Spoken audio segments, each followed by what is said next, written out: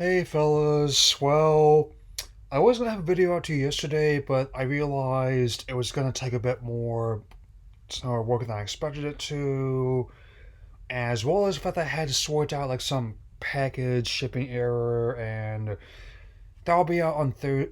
So the package will be out on Thursday, so I'm gonna be taking a day off then to wait for that.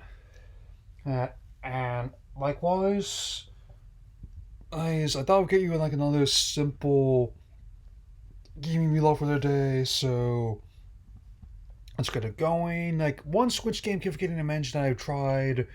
I also even forgot to mention it in my Switch experience 3 years later video was the trial of Don't Starve, which is a survival game set on an island where the objective is to survive the whole one without starving to death or other maladies. The Switch version is pretty well done, I'd say. I've seen it play on other consoles. I'm glad it translates well the console system, and I actually didn't starve. I actually got eaten by a snake, and of course there's permadeath. So basically, if you starve or somehow die, you basically have back to square one. And I actually kind of like that, man.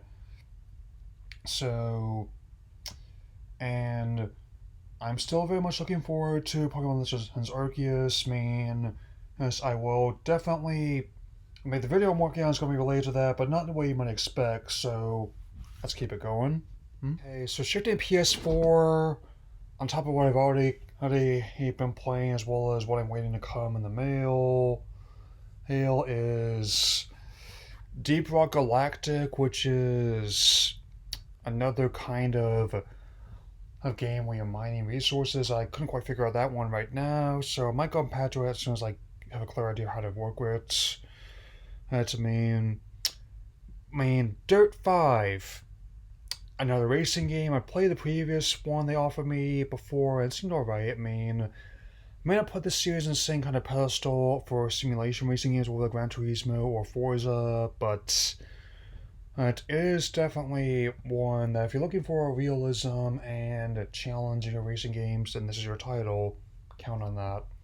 Yeah. Of course, the big one for me and others is Persona 5 Strikers, and while some people were dismayed they didn't get the Royal or even like the base Persona 5, I'm one of the many others that's happy to have any title from this franchise at all included, and even it's like a Warriors Musou spin-off as opposed to an RPG.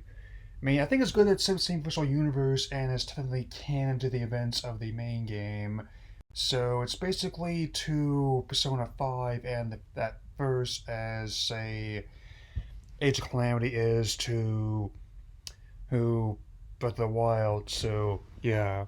So, on top of being an entertaining game aimed for fans, it definitely helps out on its own merits a very entertaining Warriors Musou title, which managed to expand on the issues raised in the base Persona 5 as well as the Royal, including some, even in this early stage of where I am, some story threads and elements that actually are pretty timely given that when I'm playing this.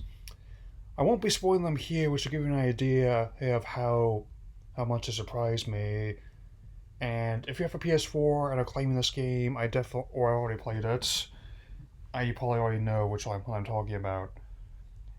I was planning on playing this game on Switch, but if they give it for me for free on PS4, I'm not going to turn it down. Come on. Anyway, the package is going to be coming out, and on Friday, provided it's on time, you should see one about what's in it.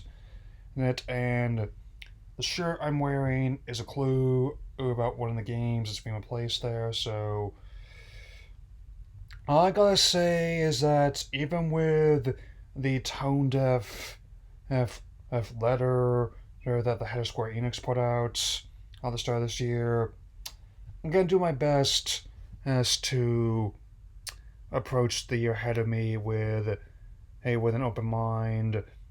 And and especially as my 30th B-Day gets ever closer, and that'll be all for now. So, And there'll be a new Book of Boba Fett tomorrow with a video on that. So take care, everyone.